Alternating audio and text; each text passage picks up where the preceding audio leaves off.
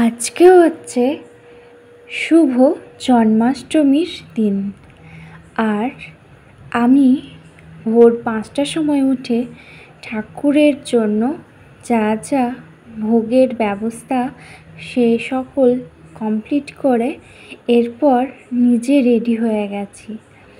এরপর অপেক্ষা করছি যে কখন ঠাকুরমশাই আসবেন।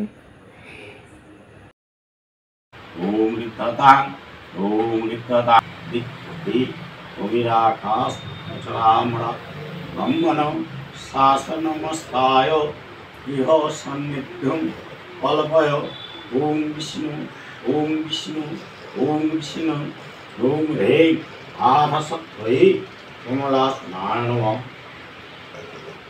ओम वैश्य आसनमन्त्रस्य नरोदिष्ट ऋषि शीतलांग छंदो देवता आसन उपवेशनी विनियोग ओम कीर्तिद्वया वृता लोका देवितां विष्णुना एता पंच आराधो मानितां वक्तां श्री विष्णुवे नारायणाय रूपाय विष्णुवे परमात्मनं गुरुचासनं ओम वामे गुरुभ्ये नमः परापर गुरुभ्ये नमः परमिष्टे गुरुभ्ये।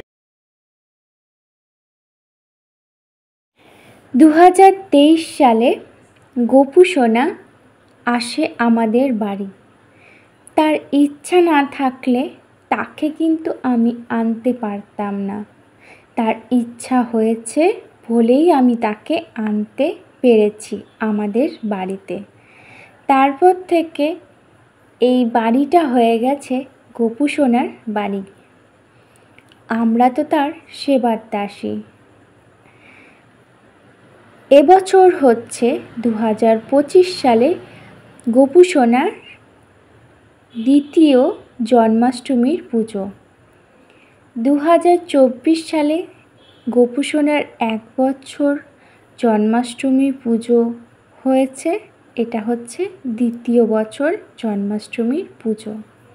গোপু সোনাকে পেয়ে আমাদের জীবন ধন্য হয়েছে।